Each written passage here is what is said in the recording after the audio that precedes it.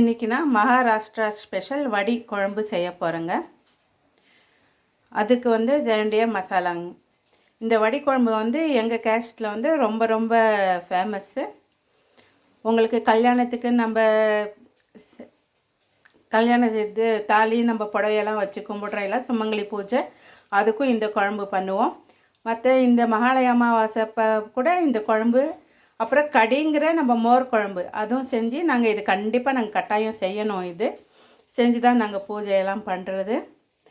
இப்போ இந்த வடி குழம்புக்கு தேவையான சாமான் பார்த்துக்கலாம். மசாலாவுக்கு பாருங்கள், வெங்காயம் நான் கொஞ்சமாக பண்ணுறதுனால தான் நான் இது ஒரு வெங்காயம், புளி ஒரு எலுமிச்சங்க அளவு, இதை நான் ஊற வச்சுக்கலாம் நம்ம.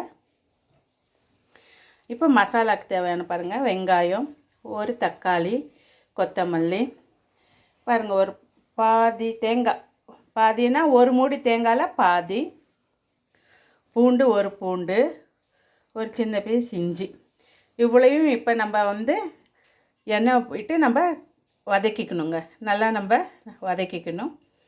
வேணும்னா கொஞ்சம் அரை டீஸ்பூன் கசகசா போடலாம். கசகசா மசைகிறது இல்லைங்கிறதுனால மிக்சியில் இவ்வளோ மட்டும் போட்டு இப்போ நம்ம முதல்ல வதக்கிக்க போகிறோம்.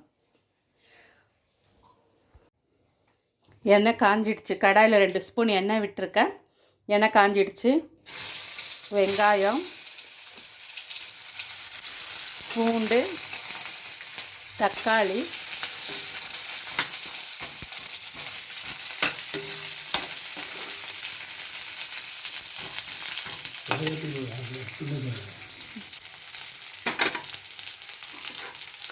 இந்த தேங்காய் இஞ்சியை நம்ம கடைசியில் அப்படியே போட்டு வதக்கி எடுத்துக்கலாங்க. இது நல்லா வதங்கணும்.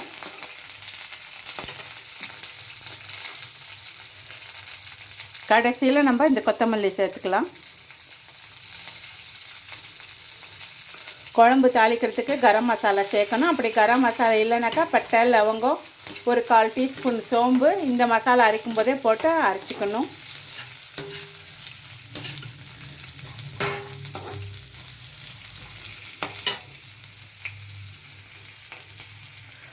வடிங்கிறது நம்ம கடல மாவு இருக்கு இல்லையா, கடலை மாவில் நம்ம போண்டாக்கு என்னென்ன போடுறோமோ அதே மாதிரி வெங்காயம், இதில் கொஞ்சம் பூண்டு கட் பண்ணி போடணும் சின்ன சின்னதாக.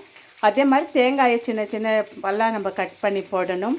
வெங்காயம், கொத்தமல்லி, இது இப்போ இந்த மசாலா அரைக்க போகிறோம் இல்லையா, இந்த மசாலாவையும் அந்த மாவில் போட்டு நம்ம கெட்டியாக சப்பாத்தி மாவு மாதிரி பிசைஞ்சு திரட்டிட்டு சின்ன சின்ன பீஸாக கட் பண்ணி இந்த குழம்பு கொதிக்கும் போது இந்த குழம்புல போட்டு நல்லா வெந்த பின்னால் இறக்கணுங்க.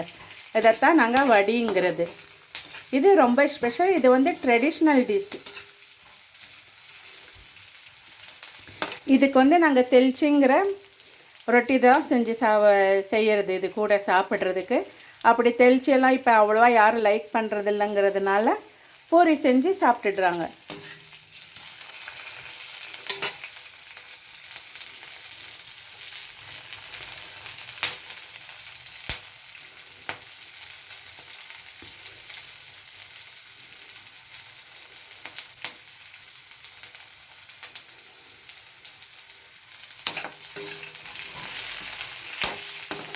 இந்த மசாலா நான் அரைச்சிட்டு இதில் நம்ம காரத்துக்கு தேவையான குழம்பு மிளகாத்தூள், இப்போ ஊற வச்சுருக்கோம் இல்லையா, புளி, உப்பு, மஞ்சத்தூள் எல்லாம் சேர்த்து வெங்காயம் போட்டு தாளிச்சிட்டு இந்த மசாலா அரைச்சதை குழம்புல நம்ம சேர்க்கணும்.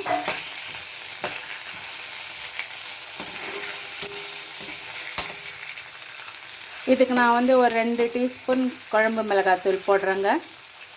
ஒரு அரை டீஸ்பூன் தனியாத்தூள் சேர்க்குறேன். ஏன்னா எங்கள் குழம்பு மிளகாத்தூள் காரம் ஜாஸ்திங்கிறதால காரம் கம்மியாக இருந்துச்சுன்னா தனியாத்தூள் சேர்க்க வேண்டாம்.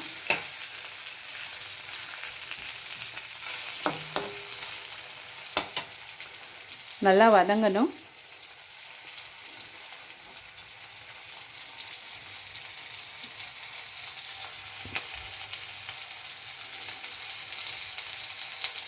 நான் வீடியோக்காக நாங்கள் ரொம்ப கொஞ்சமாக இந்த குழம்பு செஞ்சிட்ருக்கேன்னா, எங்கள் வீட்டிலலாம் நாங்கள் இந்த மகாலய அமாவாசைக்கு, இந்த கல்யாணங்களில், இந்த சுமங்கலி பூஜை நாங்கள் செய்யும் போதெல்லாம் நாங்களாம் ரொம்ப நிறைய பண்ணுவோம். கிட்டத்தட்ட வடை செய்யும்போது நாங்கள் 1 கேஜி 1.5 கேஜி அளவு கடல மாவு போட்டு அந்த வடை பண்ணுவோம் நாங்கள்.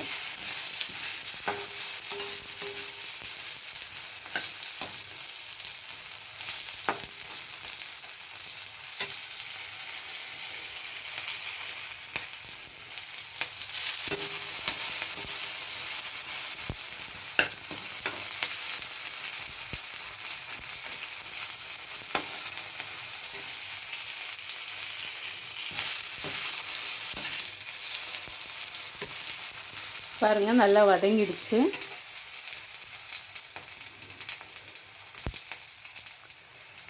இப்போ இந்த கொத்தமல்லி சேர்த்துக்கலாம்.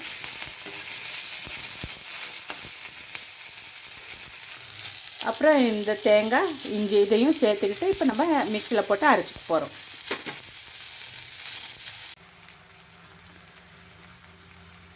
இப்போ இதையெல்லாம் நம்ம மிக்சியில் போட்டு இப்போ நம்ம அரைச்சிக்க போகிறோங்க. தேங்காய், இஞ்சி, வெங்காயம், பூண்டு, கொத்தமல்லி, தக்காளி இவ்வளையும் நம்ம அரைச்சிக்க போகிறோம். பாருங்க மசாலா அரைச்சாச்சு. இதில் இப்போ நான் வந்து குழம்பு மிளகாத்தூள் 1.5 டீஸ்பூன் சேர்க்குறேங்க. இதுக்கு காரம் அதிகம், அதனால் 1 ஸ்பூன் தான் சேர்த்துருக்கேன்.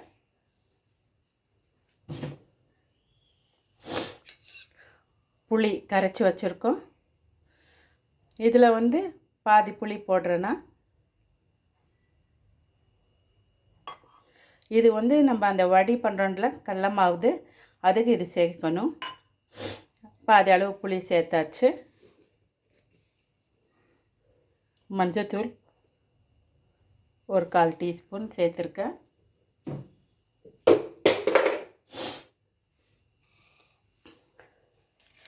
இப்போ தாளிக்கிறதுக்கு கடாயை ஸ்டவ்வில் வச்சு எண்ணெய் ஒரு 4 டேபிள் ஸ்பூன் அளவு எண்ணெய் விட்டுருக்கேன். வெங்காயம், கருவேப்பிலை போடுறேன்.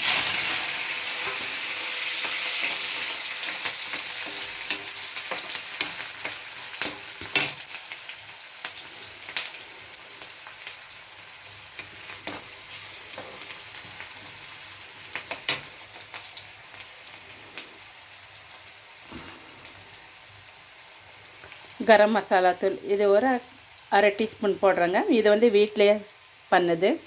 சோம்பு, பட்டை, லவங்கம், ஏலக்காய், பிரியாணி இலை எல்லாம் சேர்த்து பண்ணுது இது.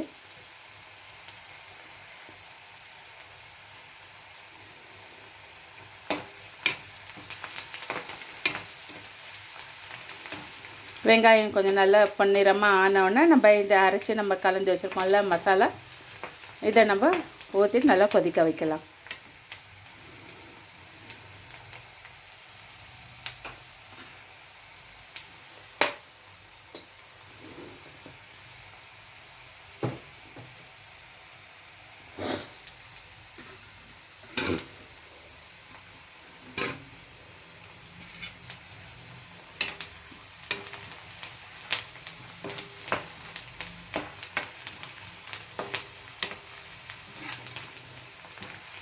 இந்த குழம்பு கொஞ்சம் எண்ணெய் அதிகமாக தான் விடணும்.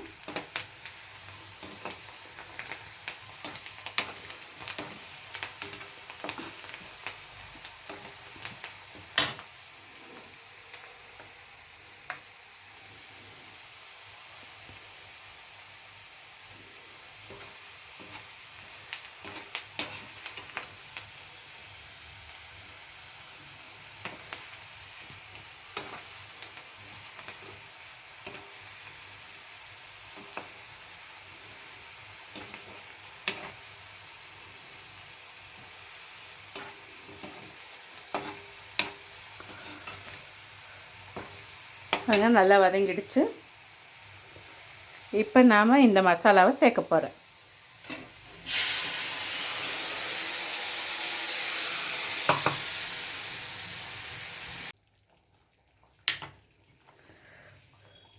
குழம்புக்கு தேவையான உப்பு,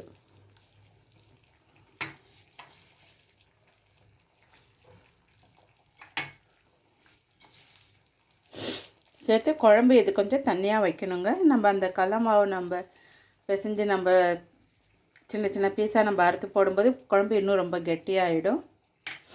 அதுக்கு தான் உப்பு சேர்த்தாச்சு. குழம்பு மசாலா வாசனை போகிற வரைக்கும் நல்லா கொதிக்கணும். பாருங்கள், கடலை மாவு இந்த கப்பில் நான் போட்டிருக்கேன். 1.5 கப் அளவு மாவு போடுறேன். இது வந்து ஒரு 200 கிராம் மாவு இருக்கும்.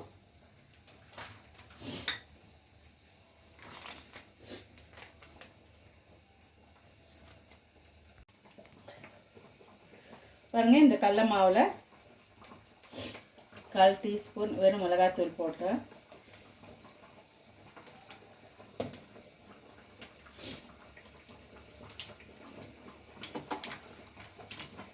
உப்பு தேவையான அளவு.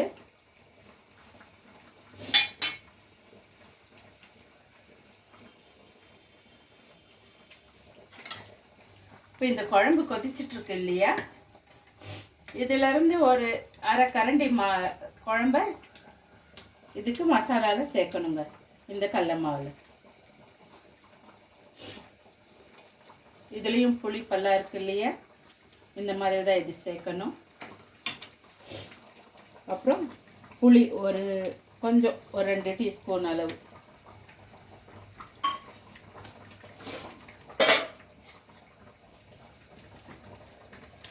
பாருங்கள், சின்னதாக ஒரு வெங்காயம் கட் பண்ணி வச்சுருக்கேன். இந்த வெங்காயம், பூண்டு சின்ன சின்னதாக கட் பண்ணி வச்சுருக்கேன்.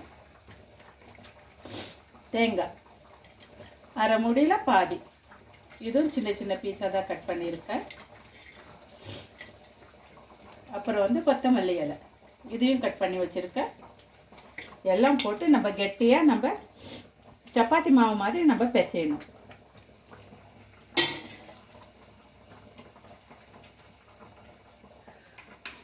குழம்புல நான் தண்ணியை ரொம்ப அதிகமாக ஊற்றலையே இவ்வளோ நேரம். ஏன்னா இப்போ இந்த கடலை மாவில் சேர்க்கணுங்கிறதுனால இப்போ கொஞ்சம் நான் தண்ணி ஊற்ற போகிறேன். பாருங்கள், தண்ணி வந்து குழம்பு வந்து இந்த மாதிரி தண்ணியாக இருக்கணும். அதுக்குன்னு ரொம்ப தண்ணியும் ஊற்றிடாதீங்க. இவ்வளோ தண்ணியில் இருந்துச்சுன்னா நம்ம இது கட் பண்ணி இது போடும்போது இன்னும் கொஞ்சம் நல்லா கெட்டி ஆகிடும்.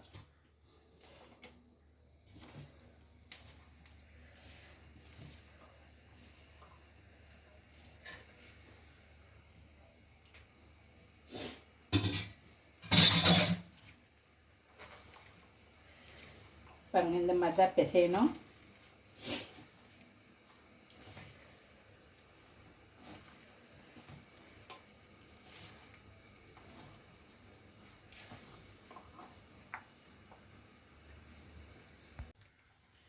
பாருங்கள், நம்ம சப்பாத்தி மண் மேலே இந்த கடலை மாவு கொஞ்சம் உதிரி கடலை மாவு இருக்கு இல்லையா, இந்த மாதிரி போட்டுக்கிட்டு, இல்லை கடலை மாவு நம்ம எடுத்து வைக்க மறந்துட்டோம்னாக்கா எல்லாம் போட்டு பிசைஞ்சிட்டோம்னா அரிசி மாவு கூட இந்த மாதிரி போட்டுக்கலாம். அரிசி மாவில் கூட நம்ம திரட்டலாம்.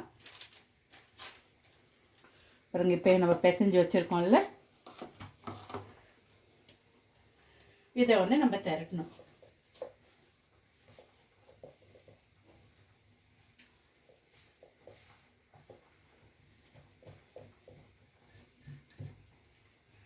ஃபஸ்ட்டு கொஞ்சம் தட்டிக்கலாம், அப்புறமா நம்ம திரட்டலாம்.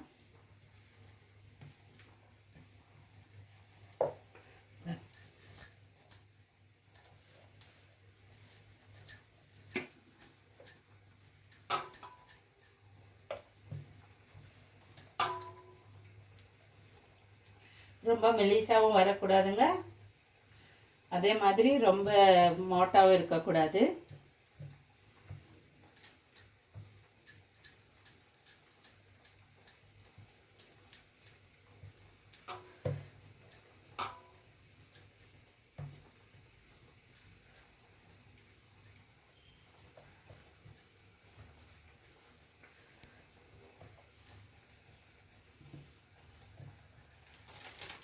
இது மேலே இன்னும் கொஞ்சம் கடலமா ஊற்றுறேன். கட் பண்ணணும் இல்லையா, ஒரு சமயம் கத்தியில் அப்படியே ஒட்டிக்கும்.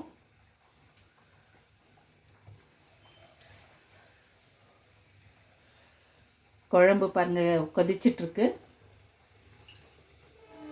நல்லா குழம்பு வாசனையும் போயிடுச்சு. இப்போ பாருங்கள், இந்த மாதிரி தான் நம்ம கட் பண்ணணும்.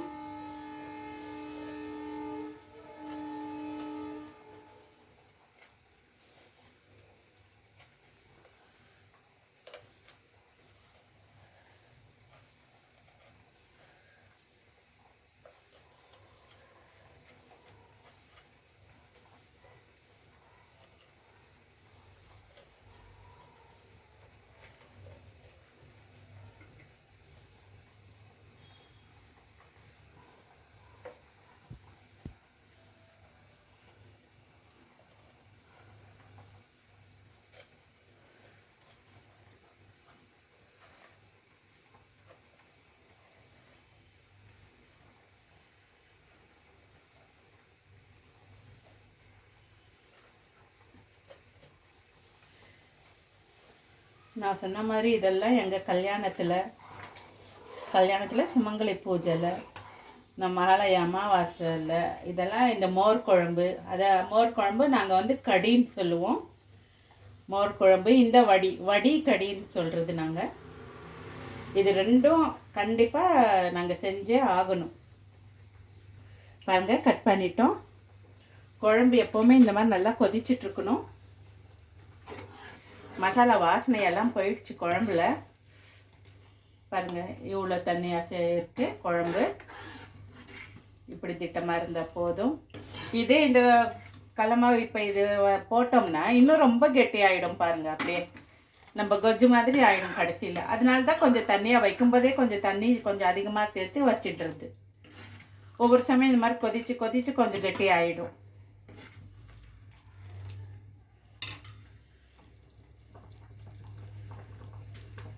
பாருங்கள், இப்போ சேர்க்கலாம். ஒவ்வொரு பீஸாக எடுத்து சேர்க்குறேன். பாருங்கள்,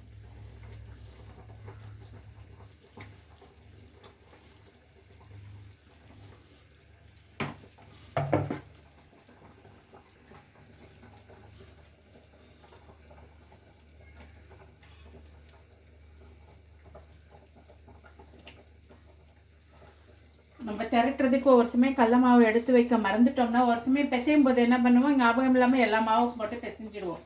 அந்த சமயத்தில் அரிசி மாவு இருக்கு இல்லையா, அரிசி மாவு போட்டு நம்ம இந்த மாதிரி திரட்டிக்கலாம்.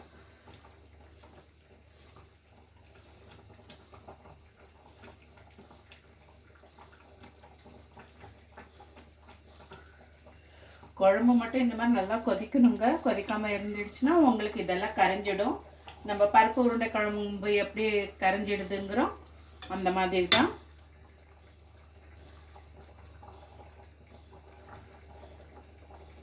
பாருங்க, எவ்வளோ நல்லா பீஸ் இருக்கு. நல்ல டேஸ்டியான குழம்பு. நம்ம தெளித்து சாப்பிட விருப்பம் இல்லாதவங்க சாதாரண நம்ம சப்பாத்தி பூரி செஞ்சு கூட அதுக்கு நம்ம இந்த மாதிரி தொட்டுக்கிட்டு சாப்பிடலாம். இந்த குழம்பு சாதத்துக்கும் போட்டுக்கிட்டு சாப்பிடலாம். நல்லாயிருக்கும் டேஸ்ட்டு. நல்லா புளி காரமாக இந்த மாதிரி எல்லாத்தையும் நம்ம சேர்த்துடலாம். இப்போ பாருங்கள், குழம்பு ரெடி ஆயிடுச்சு. இதற்கு பேர் தான் வடி. இந்த பீஸ்ங்களுக்கு தான் நாங்கள் வடின்னு சொல்கிறது. எங்கள் பாஷையில் இதை வந்து நாங்கள் வடி பர்பட்டுன்னு பாருங்கள். எல்லாம் வெந்துடுச்சு. குழம்பு பாருங்கள் எவ்வளோ கெட்டியாகிடுச்சு, அவ்வளோ சீக்கிரம். அவ்வளோதாங்க. இப்போ நம்ம குழம்பு இறக்கிடலாம். இப்போ நான் வந்து இதுக்கு சப்பாத்திக்கு பதிலாக நான் வந்து எப்பவும் பண்ணுவேன், நான் தெளித்து பண்ண போகிறேன். குழம்பு இப்போ இறக்கிடலாங்க.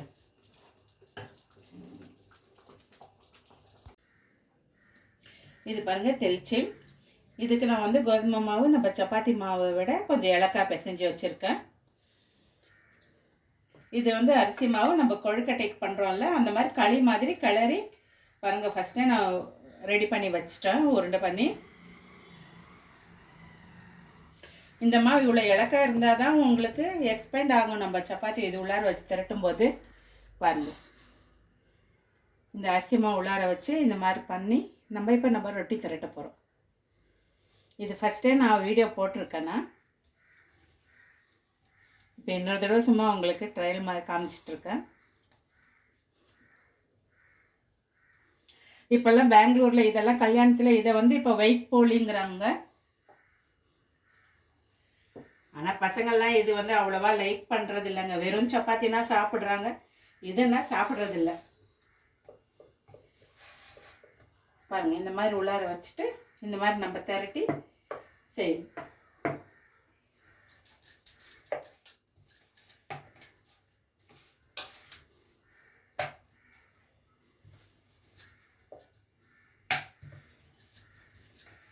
எவ்வளோ இதாக பெருசாக வேணால் கூட நம்ம நல்லா திரட்டலாங்க. இது ரொம்ப நல்லா வரும்.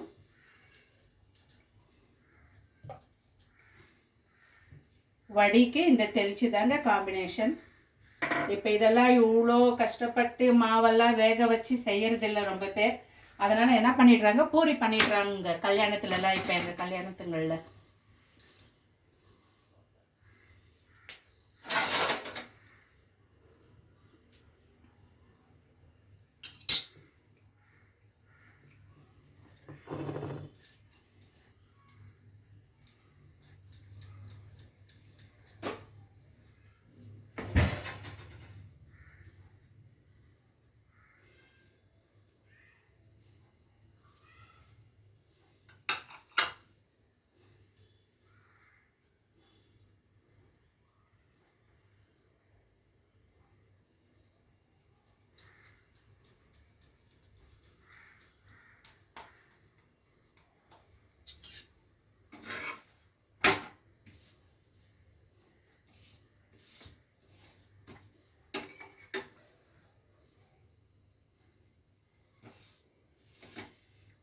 இந்த வீடியோ கொஞ்சம் ப்ரொசீஜர் ஜாஸ்தி, ரொம்ப லாங் வீடியோங்கிறதுனால நான் இது இவ்வளோ நாள் கழித்து இப்போ தான் இந்த குழம்பு பண்ணியிருக்கேன்னா ரொம்ப நேரம் ஆகும் இது காமிக்கிறதுக்கு. பார்க்குறவங்களும் எல்லாம் பொறுமையாக பார்க்கணும் இல்லையா?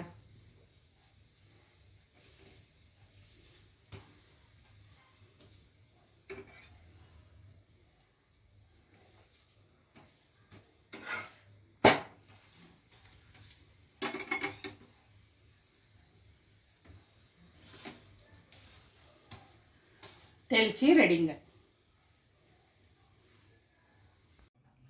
வடி வித் தெளிச்சு ரெடிங்க. என்னோடய சேனல் பிடிச்சிருந்துச்சுன்னா சப்ஸ்கிரைப் பண்ணுங்கள், ஷேர் பண்ணுங்கள், கமெண்ட் பண்ணுங்கள்.